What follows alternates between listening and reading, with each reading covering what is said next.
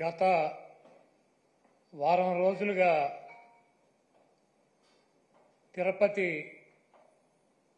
వెంకటేశ్వర స్వామి వారి ఆలయ ప్రతిష్టని,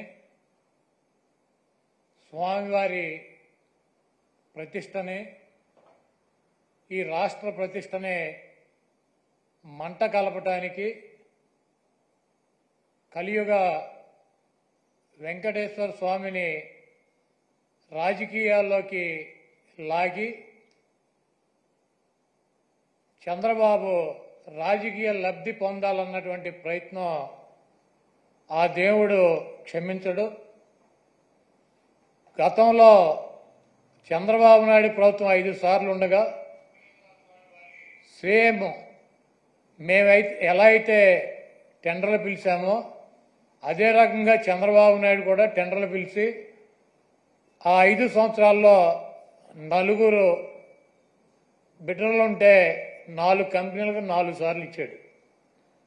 అయితే ఆయన ముఖ్యమంత్రిగా ఉండగా 14-15 సార్లు నెయ్యిలో క్వాలిటీ లేదని చెప్పి సర్టిఫికేట్లతో ఆ ట్యాంకర్లను వెనక్కి పంపడం జరిగింది. ఆ తర్వాత వైఎస్ఆర్ కాంగ్రెస్ ప్రభుత్వం వచ్చిన తర్వాత అక్కడ గతంలో ఏ రకంగా టెండర్లు పిలిచారో, ఏ రకంగా కేటాయింపులు చేశారో అదే రకంగా మా ప్రభుత్వం కూడా కేటాయింపులు చేసింది. 18 సార్లు జగన్మోహన్ రెడ్డి గారు ముఖ్యమంత్రిగా ఉండగా ఈ నెయ్యిలో క్వాలిటీ లేదని చెప్పి దాన్ని వెనక్కి పంపడం జరిగింది. ప్రతి వెహికల్ని తిరుమల తిరుపతి దేవస్థానానికి వచ్చేటువంటి ప్రతి దాన్ని కూడా ఇన్స్పెక్షన్ చేసి దాంట్లో లోపాలు ఉంటే దాన్ని వెనక్కి పంపించి అది వాళ్ళకి కావలసినట్టు ఉంటేనే అక్కడ దించుకునేటువంటి పరిస్థితి ఉంటుంది. ఇది గత ప్రభుత్వాలు గత 100 సంవత్సరాల నుంచి వచ్చేటువంటి ఆనవాయితీ.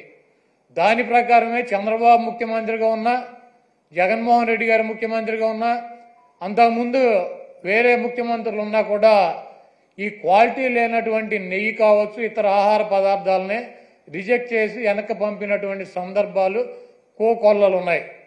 అదే విధానంగా చంద్రబాబు నాయుడు ముఖ్యమంత్రి అయిన తర్వాత 4వ తారీఖు జగన్మోహన్ రెడ్డి గారు జూన్ 4న ఆయన రాజీనామా చేశాడు ఈ రాష్ట్రానికి ముఖ్యమంత్రిగా. జూలై 17వ తారీఖు